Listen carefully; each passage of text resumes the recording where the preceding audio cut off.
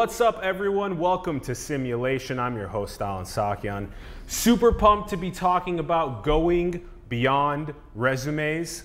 We have the co-founder and CEO of CodeSignal joining us, Tigran Sloyan. Hello. Hello. Thank you for coming on the show. Thanks a lot for having me. And I'm so grateful that I stumbled across your content on LinkedIn and reached out. I thought that it was very thought-provoking that we need to figure out how to properly analyze the skill sets of people, especially the technical talents of people, and then pair them with the right ways to maximize that flourishing into the world. And so that's what you've been doing the last 4+ years with CodeSignal, and we're gonna unpack that in more detail. I wanna start things off with this big history perspective on reality. So we find ourselves as stewards of Earth, and we're all part of this human experiment. What's your current synthesis on this experiment? Yeah, no, I think, I'm not sure you've seen this book. It's called Sapiens, A Brief History of Humankind. If you haven't read it, highly recommend it. It kind of blew my mind when I sort of started going through it. I rarely read books twice, but this was one of the ones that I was like, all right, this is too much. I gotta take it one more time to see what it's like. And I think as you read through that book, one thing you realize is that it's really an experiment, right? It's like there is this algorithm that runs through our DNA, where we're kind of like vessels that carry that DNA, and that DNA keeps constantly evolving. And sometimes evolving in ways you may or may not want it to evolve, and history taking sometimes in ways we may or may not want to go. I think it's natural to assume that like things are just going to happen the way they're meant to happen, but it's not really true. Like I think one thing that they point out in that book is that it's questionable whether the evolution of us becoming from hunter-gatherers to people who were raising crops and staying home and getting their food from their own making, was that good or bad? Because really initially the thought was like, well, if we have more resources, we'll do better. But really what happens is like the quality of life suffered, people started just not getting enough nutrition because they were eating the same thing over and over again, and a lot of things happening which like all sprouted from an initial thing that seemed like a good idea, but eventually turned out to be actually a reduction of the quality of life. So I think like the historic perspective, if you look at it, is that you don't always want to say like pick one thing and try to maximize that, because you never know where it's going to lead you. It's always like a fascination whether certain actions, what's the outcome of that action, and is that going to benefit the human race and everything around us, or is that going to initially benefit but later lead to like worse outcomes? I love how you use the word experiment, because the show is called Simulation, and when we think about things from the perspective of this being an experiment, and this being, there's certain code that is running here in our processes of civilization, and we get to pick what is the best code. How do we upgrade that code? How do we archive old code? How do we keep upgrading? And so that perspective on reality is how do we maximize the potential of every mind that's birthed into the world nowadays? I have a question for you actually. Now that you bring up the simulation, you must know the simulation theory, where basically people say we all live in an actual simulation, not just kind of like a hypothetical simulation, but an actual, like we all are inside of somebody's computer. And this is just a simulation of like, let's see what this looks like. Do you believe in that? You'll see your score screen once you're done. Your score screen will appear, and you'll see all of your rankings from this. I'm just curious. Do you believe this could be a simulation, or do you believe this is reality? We ask that question on the show, every single show, and it's fascinating hearing everyone's takes on it. And I'm very excited to probe that question with science. Super excited. I think one of the most fascinating ways to probe it with science is going to be when we just run the actual code of our reality and then press play for 13.8 billion years and then observe ourselves. That will be, I think, one of the ways that I think will be very Well, the theory is that somebody else did it and we're in that experiment. Correct.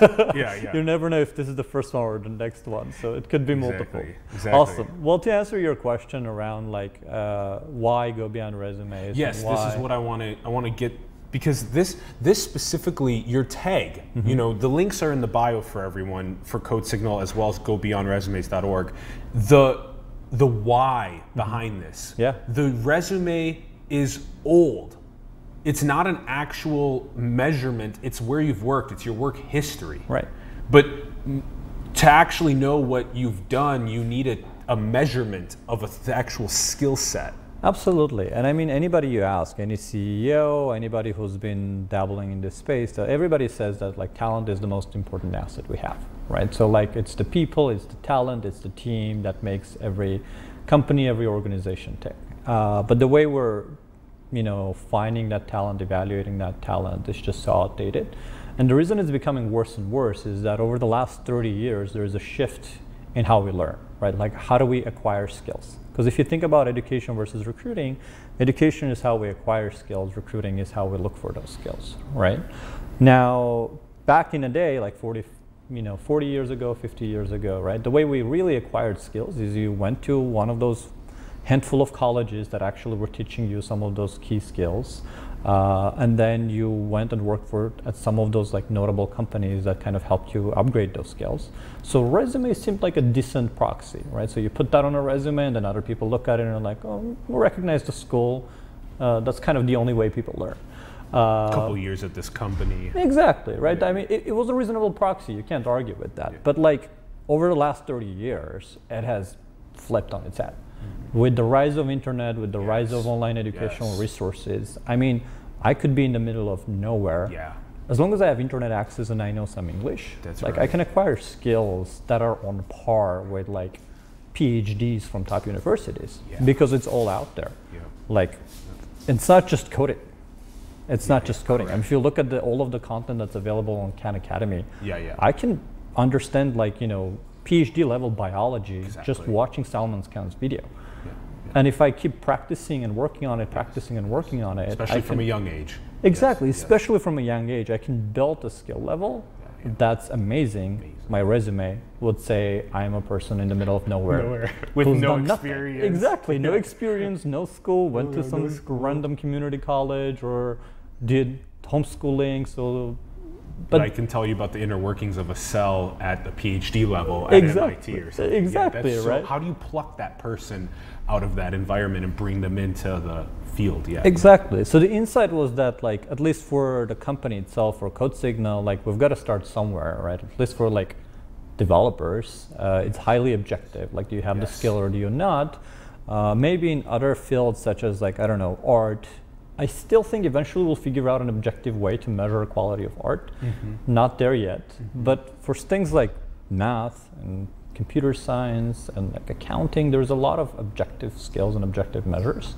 And by measuring it directly, right? Let's stop relying on proxies.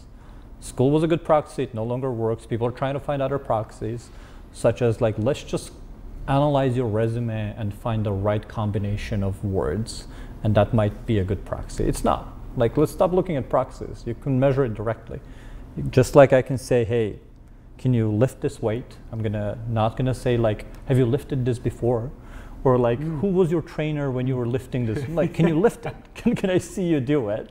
If you can do it, I have tangible, objective evidence that you're able to do it. And I don't know, like, it's been a constant struggle and an explanation to people that it's possible, because most people perceive that like we're always going to be using proxies to evaluate talent.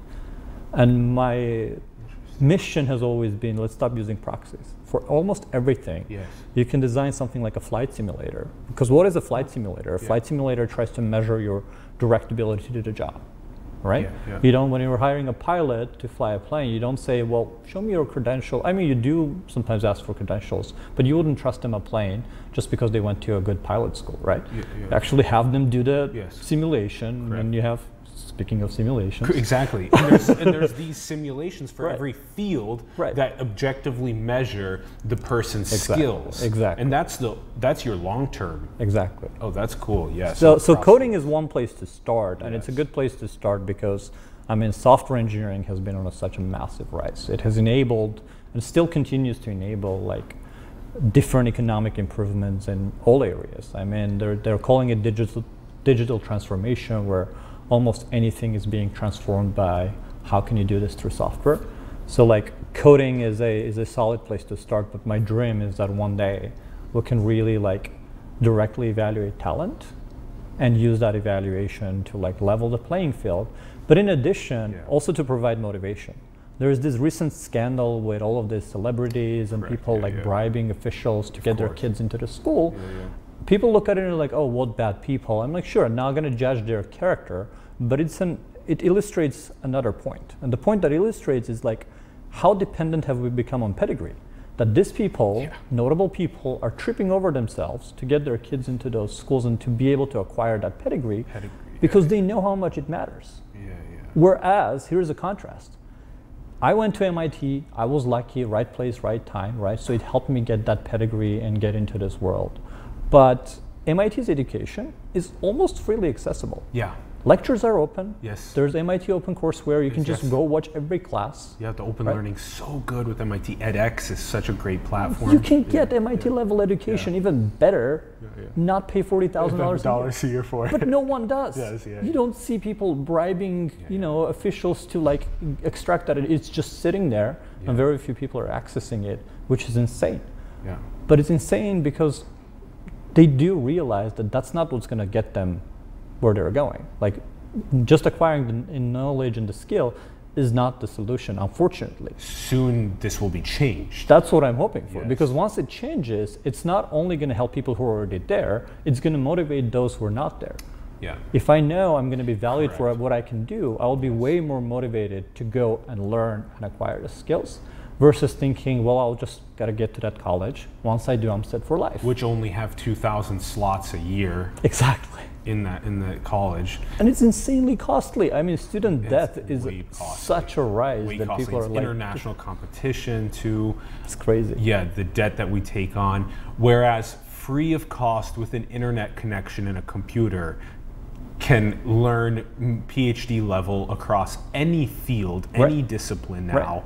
And then if we can adequately assess the skill sets and plug them into, we're already approaching the remote work era as well, the gig economy. They can even be working remotely on the projects as well, and just conversing across the world on the advancement of the project with the teammates. They say the world is becoming smaller through technology because everybody is so interconnected. Like, we're probably streaming live right now, and people all over across the world are watching it. This wasn't possible 30 years ago, right? So like that transformation is just so incredible, and I think talent is the biggest frontier we have to solve, because human potential is just amazing. If we can explore that human potential, I think we'll live in a different world 20 years from now. Very different. Okay, I want to ask you this question. So let's take it from this picture. I like taking it from this picture. There's every mind is like there's been 100 billion or so of these minds that have built civilization, and every mind is kind of like a seed with its own potential. It's like its own permutation, its own combination of creativity that could be unleashed. But the social fabric, in many ways, inhibits the seed from its radical flourishing. And so it's our objective to maximize the social fabric to enable the flourishing of each seed. And then that creative potential, that talent unleashed on the world is going to solve some of the greatest challenges, have some of the best new ideas. What do you think about that perspective and model? It's such an obvious idea, yet so many people don't see it, right? Like, take, for example, the Renaissance era. Okay, people perceive the Renaissance era, most people, as it was just this magical time where all of these geniuses happened to have been born in almost the same town around the same time, right? So all of a sudden there's this like Da Vinci, Michelangelo, all of those instantly, same town. That's not true. Like, what really happened is that social fabric in a specific location of the world where it was never possible instantly turned into a situation where it enabled human potential and it enabled growth. What really happened wasn't those geniuses somehow happened to be born in the same place, same time, is that there's a series on Netflix on this. It's the Medici series, right? It's this Medici family that was basically one of their main founders of the family was obsessed with art. Unlike most other rich people of that time. So he really created this environment inside Florence, where this talent was appreciated, and from a very young age, they took on these very talented artists and they gave them the platform to explore their talent. Correct. And then all of a sudden, in the middle of nowhere, right, you see this insane talent flourishing, and we still talk about it. It's been 600 years. We're still fascinated with what they did. And that's not only one example. Like, I mean, same thing. If you look at Mozart, Beethoven, that area, same thing happened, where all of a sudden the social fabric and situations changed, which provided this fruitful ground for those seeds to flourish. And then boom, we get something that we've been marveling at for like 300, 400 years. The question is, if we were to enable that everywhere, every day, all the time, what would we have? What would we have in our hands? Not just a couple of them unleashed, but we're talking billions of them unleashed. Do you think that the movement for basic income in moving into the automation age is one of the solutions? Because Medici was, obviously a patron of Michelangelo and Da Vinci and whatnot, and the more that we can kind of give entrepreneurs and artists their basic needs met and let them pursue their creative desires is kind of one of the keys to unleashing that. One of them. So I think economic stability is definitely one of the things that's going to unleash that, but it's not really the economic stability that's like truly delivers that level of talent. It's the motivation, it's the learning, right? So like, this is good. They're paired together. First, you've got to like you have to be. Motivation. I mean, the Maslow's hierarchy of needs, right? Like if you're basic, I got to drink water, feel safe, have a house to live in, and have food to eat, I cannot think of anything else. Like that's the basic human need. If that's not met, I can't do anything else. Too many in developed countries still do not have it. They still do not have it. But afterwards, like what really explores human potential is that first we've got to provide people the motivation to do it, and that motivation comes a lot with social environment that you live in. That's right. Right? So like, why are Brazilians so good at soccer? They don't have a soccer gene, but it's a national pride. It's a thing that you do. You're born with, like, your heroes are soccer players. And all of a sudden your motivation level to like practice every day, all day to get there goes on an exponential rise. Right? And that's how you get that incredible talent coming out of that country. And they've also developed this sort of system of like getting young kids into it, practicing, and like having very experienced coaches who can constantly provide, it's called deliberate practice. Deliberate like creating an environment in which you can do deliberate practice. Get constant feedback, practice, get feedback, focus on the things that you're not doing well, and just gradually improve your skill set. Be at the edge of your level of uncomfortability with it, and continuing that cycle of growth at the edge for yourself. And you have to pass the tens of thousands of hours in this deliberate practice and have really strong mentors, have access to the basic needs met, and then simultaneously the motivation. The social motivation, right? Like being in the middle of, and again, same with Medici, like because they've created this environment in which there were all of these artists, they were almost like competing and helping each other, right? Like they pushed each other, and this was this like inspirational moment where it's like, that's why when it happens, it starts happening, it starts spreading, and there's not one or two, it's usually like a bunch of people come out of that. And same thing happened in Russia, I think, where there is a school in Russia that's producing amazing tennis players. And it's the same idea. They've created like an environment in which playing tennis and becoming amazing at it. Like Anna Kurnikova, I think, is one of the people who came out of that school. It's like they've created this place in which being an amazing tennis player is the ultimate goal. Like you're a hero if you've done that, and that's what feeds that motivation to keep doing it. Okay, so this is a good amount of background. Now I want to talk on assessing the technical talent. To start, let's look at that, because soon it'll be assessing all talent and then plugging it into the right fields and whatnot. But on a technical assessment level, we have some images, and this is which aspect is this? This is a coding assessment for who? This is for the recruiter to see. Right. So like this is something like for developers, you know. Think of it. Oh, interesting. This is where you're showing the scores. Exactly. Okay. Here, let me take a quick step. So I'm doing your coding assessments. Sure. And then after I do your coding assessments, I get what you have as a coding score similar to the FICO credit score, 300 to 850. So you get a score and you get a report, like a credit score and a credit report. And you show me where I can do better. Exactly. So like you as a person taking that assessment, you'll get to know how you can be doing better and which areas you need to improve. I as a recruiter get to know how good are you in the skill sets that I'm interested in, and if you're at the place where I know like that we're looking for, regardless of your background, regardless of your experience, I'll move you forward and get you into the conversation. Another analogy, like FICO is a good analogy. The way FICO is different is that you don't take an assessment to get a FICO score. It's more like your activity, that data of your activity of like using credit is used as a way to generate the FICO credit score.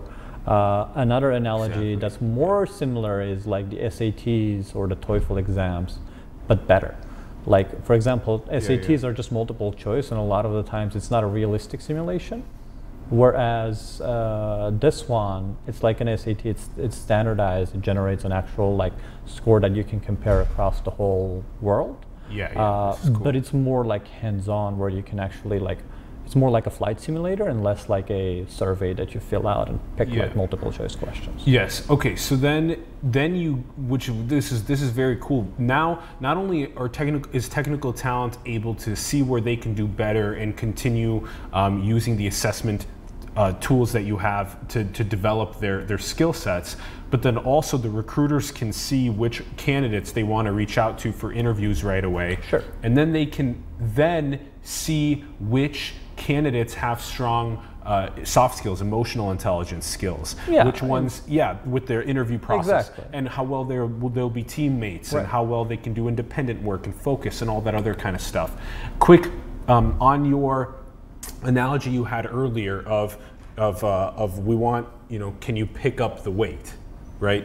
We want to see you pick up the weight. Here's, you see scores of 840, you're picking up the weight. How do you know what weight they're picking up? Right. How do you, because there's so many ways, computer science, actually knowing that process, knowing machine learning. Absolutely. Yeah, so how do you? It's a great question. The way it's done is, the SAT analogy is good there, because how does SAT work? There's general SAT that kind of establishes a baseline. Do you know most of the stuff that is usually taught in high school, right? And then there's subject tests, and the subject tests are supposed to probe at specific verticals. So we've kind of done the same, right? So we have like general coding assessment, which is like a baseline of, can you code? Do you understand the basics of what makes software engineering? And then there is specialized coding assessments that dive into each specific vertical. So there's which like ones? Right. So there's like JavaScript specialized coding assessment. There's like Java specialized coding assessment. There's like a data science specialized coding assessment. Cool. Right. So like each one then dives into the specific verticals, and then companies choose which ones to request. So it's not like everybody comes, gets assessed, and then there's a pool you go look at. This is not a sourcing solution. This is more like, hey, I've gotten thousands of people who just applied for my job. How do I know who to talk to? Right now, companies either ignore that list, or they just go through and throw away 95% of the resumes because it didn't have the keywords they were looking for, and then they invite the other 5%, and then they complain that they don't have enough candidates. I'm like, well, you cut 95% of the people who applied. What did you expect? Instead, we're like, everybody who applies, ask them to do CodeSignal certification. Like, if you want just general coding abilities, send them to complete GCA. If you want specialized knowledge, if you're hiring for a JavaScript developer, send them to complete the JavaScript specialized coding assessment. Once they do, and the beauty of it is that they don't have to use it once. Like, once I have this, just like my credit report, I can use it with other companies. Whereas today, even if you're using an assessment solution, it's somehow very unique and customized to you, which makes it difficult to put results in perspective, to look at it as like, so what does that even mean when I get this result? And it also, for candidates, means that like every time I apply for a job, I have to do your own specific assessment. which is very annoying. Because if Yeah. I'm applying for 20 jobs, Exactly. 20 people send me an assessment, I'm like, okay, I have a life. You know? And this reminds me a lot of the machine readable formats that we want data to be made available in. Right. So they get out of the data silos, and then it all becomes in a normalized machine readable format. Right. And so this would help tremendously then with only having to do a coding assessment and get your skills assessed and developed over time and rank up your scores. Exactly. And then all of the companies are able to use that as a general format that they can then say, oh, you're really interested in pursuing a biotech or neurotech organization, or how about a blockchain or cryptocurrency organization? And then you just get plugged into the ones that you're most interested in. Exactly, and it can tell you whether you're qualified or not too. Because eventually you can imagine we could tell you as somebody who's trying to go work at like a well-known company, it's like, here's where you need to be in your skill set, because that's also missing information. Right now, when I want to go, let's say I'm fascinated with like self-driving cars and I want to go work at like a self-driving car company, and I have the company in mind. I'm like, what skill set do I need? And at what levels do I need that skill set? It's a complete unknown right now. We need to put knowns to these unknowns. Exactly. So that at least you know what to prepare for. Like, what do I have to do to like go do what I'm hoping to do? And right now, maybe the best is like EECS, electrical engineering, computer science, from a top university is kind of like what they would say is maybe the, and that's a whole other topic, because education and like industry are so disconnected from each other. Disconnected from like each they teach other. A, these companies want B, and there is like no connection. But again, that's like recruiting and education have a very close connection, because acquiring skills and looking for those skills, acquiring skills, looking for those skills. Now they're disconnected. So it's almost as though every single industry position should have a known skills that they want to see, and then there should be an assessment platform like a CodeSignal that can get the candidates to the right levels that they're asking for, and then they can come into those organizations. Exactly. And then everybody wins, because like as a candidate, you know what you have to do, you know whether you're ready, you're not, the job search process is less frustrating, your resume is not getting tossed away.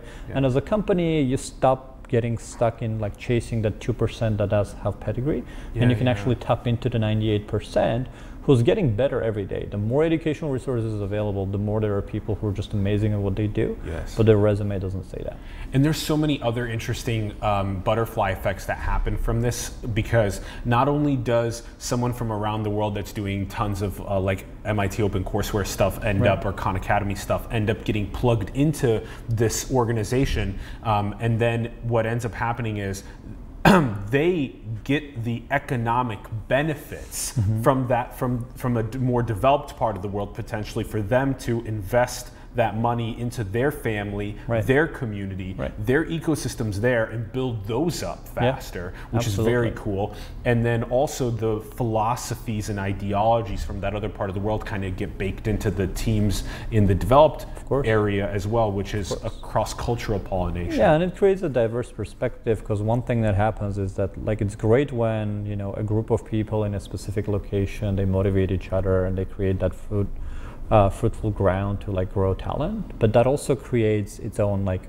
biases. People become more like-minded, and they're just kind of like think of things in the same way. That's right. But the fact that the world is becoming smaller and smaller through technology, it can enable the whole world to be this like very motivating and fruitful ground for all of this talent to flourish, and enable more diverse perspective, more diverse opinions, and more diverse backgrounds. Which will make everything better. And that's where we'll have our civilizational dialogue back and forth, updating the code, the best aspects of the code, and continue pushing forth. Ronnie, let's move to the next images. I want to showcase the other couple here. So interesting. So you have a little bit of visualizing that you guys do as well here. So yeah, teach us about this visualization. Yeah, it's like a data-driven analysis, right? This is like, I call this resume 3.0. Like resume 1.0 is the paper, you know, resume that just says, you know, what you've done, where you were, and doesn't capture the essence. Resume 2.0 is more like the online resumes that are popping up with social aspect added on top of that, that makes it a little bit more dynamic, constantly maintained instead of getting outdated. But it still doesn't, it's not data driven, it's not objective enough, right? This is Resume 3.0 because it's highly objective, highly data driven. So it says like, what's your overall score? What's your, just if I was to put like one number to represent your current level, what would that be? Which is like usually the maximum of all of the different things that you've done. So in this case, you took like a JavaScript specialized assessment, then you took a general coding assessment, and then you got a 790 on one and 840 on the other one. That's why it takes the 840 and puts it at the top, because that's the thing that you're the best at. So it takes the max and puts that up there as your like overall coding score. Interesting. And then it dives into like, well, what are some of your core skills as a developer, right? Like, a little slower on the speed, but really high on the problem solving and implementation. And all of this is measured very directly. If you go to the next picture, that's like what I usually call the flight simulator, like this, right? So like, this is like a real coding environment in which the flight simulator. Exactly, it's like a flight simulator for an engineer that gets them to do what they are supposed to do. Not asking multiple choice questions. Correct. Not saying, so where did you go to school? Yeah, all of those are like indirect measurements. And you had this really strong post that you had just a couple days ago now about how one of the people that made software that Google, 90% of the Google employees use, was asked to make a whiteboard. Yeah, it was asked to reverse a binary tree on a whiteboard. So like, it just shows how much far away that is from a flight simulator, right? Yeah. First, asking to invert a binary tree where this person's skills and strengths lie somewhere else. I mean, it's part of software development, but it's a very specific part of it. So like, getting asked to do that, it's like, I don't know, asking like a commercial pilot to, I don't know, try like a fighter pilot position, like try to fly one of those fighter jets, right? Which is, I mean, it's still a pilot job, but it's a very different one, right? It's like, you can't expect me to do it. And like they asked him to do it on a whiteboard, no one does it on a whiteboard, right? But today, show us how to land a plane on a whiteboard. Right. So like, if we didn't even give you the plane, we said like, you know, let's try to fly a fighter jet using this like whiteboard. Like, can you sit on that whiteboard and simulate how you would fly it? The person has to be in the environment where their skills can actually be assessed. Right. I actually need the sort of setup, like the flight simulators, you've seen the setup, right? They don't give you like a chair and say, okay, this is your flight simulator. Right? They actually have a very realistic setup where it feels like you're in a plane. You're not in a plane, but it feels like you're in a plane. So you can showcase what you're able to do. And that's kind of where we've been going with our IDE. This is called an IDE, which is standing for integrated development environment, right? Integrated development environment. That's where, that's the plane of engineers. That's where they do, exactly, that's the cockpit where they do. Integrated development environment. And then there's also the collaborative. Exactly. So like on top of that, there's like an automated testing aspect, but we've also enabled like a collaboration aspect where if I'm trying to interview you, right?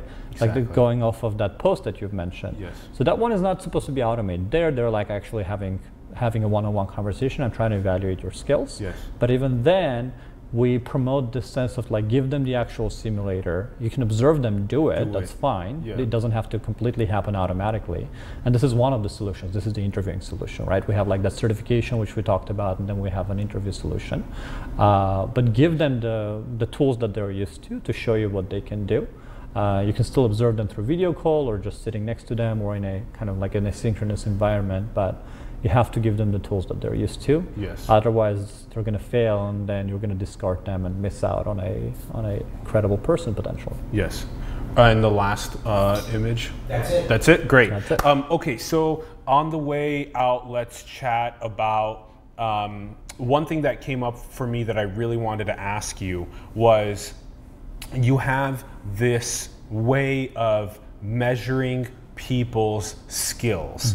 And assessing it. And it's so fascinating to me thinking about how you can parse so much data online to be able to, as people are already doing, making psychometric profiles of people.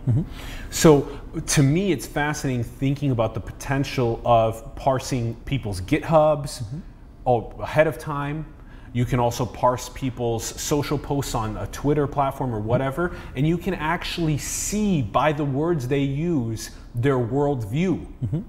Is it centric? Is it multivariate? Are they taking in dozens of worldviews, or are they binary towards one perspective? Right. What are your thoughts about that? It's a very interesting question because there is a lot of parallels around what it is and what it isn't. Humans usually, and I'm sure you would relate to this, like they have their online persona and the way they'd like to be perceived, and then the way they really are. And that's why I don't think proxies such as will parse your online activity and make a judgment about you work. That's interesting. Because just like the resume, right? Like usually the representation of it is different, right? Over the last 20 years, there's many ingenious ways people have found a way to like game the resume, make it look nicer, and like misrepresent some facts. Same is happening with GitHub. The more people realize that like, oh, companies are looking at GitHub to make a judgment about our skills, well, I'll just use somebody else's code and put it there.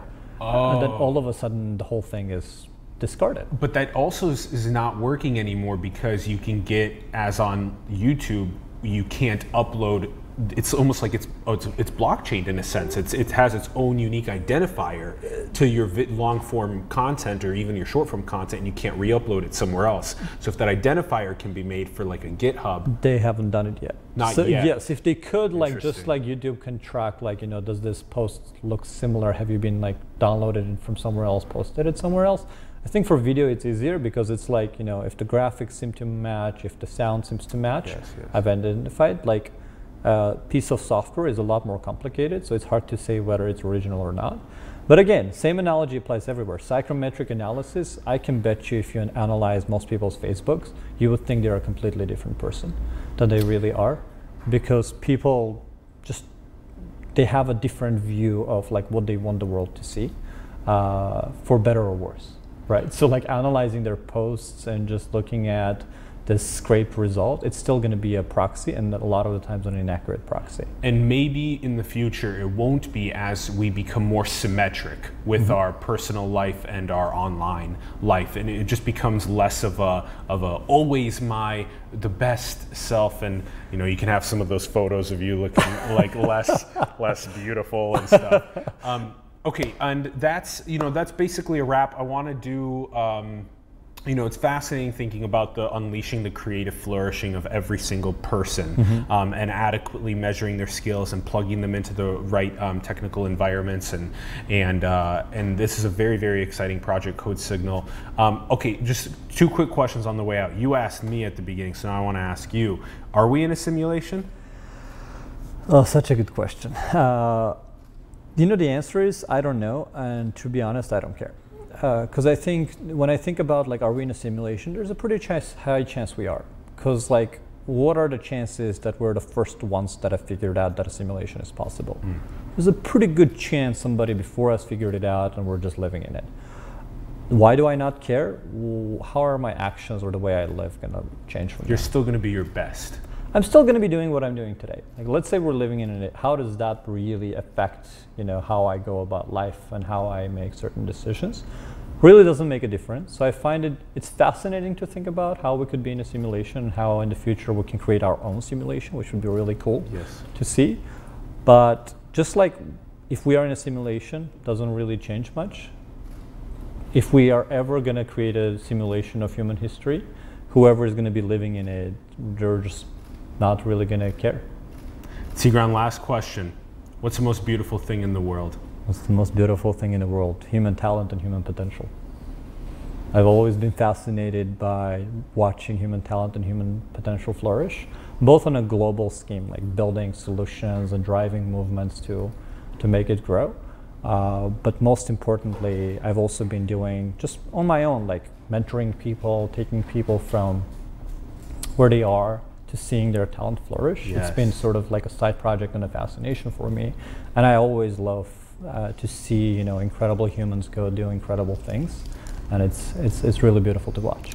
What about the octopus? They're pretty talented, aren't they? I mean, human beings are good and all, but come on. Octopus. Look at the octopus. Sure, octopus is beautiful too. I'll give it to you. The unleashing of the full animal, plant, kingdoms, talent and potential. Different type of beauty. Different type of beauty. Tigran, what a pleasure this has been. Thank you so much Likewise, for coming on thanks a lot for having me. This has been so enriching. I think there's going to be a lot more of this assessment, the proper assessment, and really maximizing the full potential of these minds into the world. Let's hope so. I love it. I love it. Making these unknowns more known. This is so beautiful. Everyone, thank you so much for tuning in. We greatly appreciate you. We'd love to hear your thoughts in the comments below. Check out the links to CodeSignal. Check out the links to Go Beyond Resumes. Go and check it out. It's all in the bio below. Also, huge shout out to Ron Vargas for producing and directing. Thank you very much. We love you, Dennis. Thank you for being here as well with the team. We much love, much appreciation for you as well. Everyone, support the artists and entrepreneurs that you believe in. We talked about it in this episode. It's so crucial around the world. Support them, maximize their flourishing. Our links are below to support us as well. Help us grow, help us prosper. Build the future, everyone. Manifest your dreams into the world. We love you so much, and we will see you soon. Peace.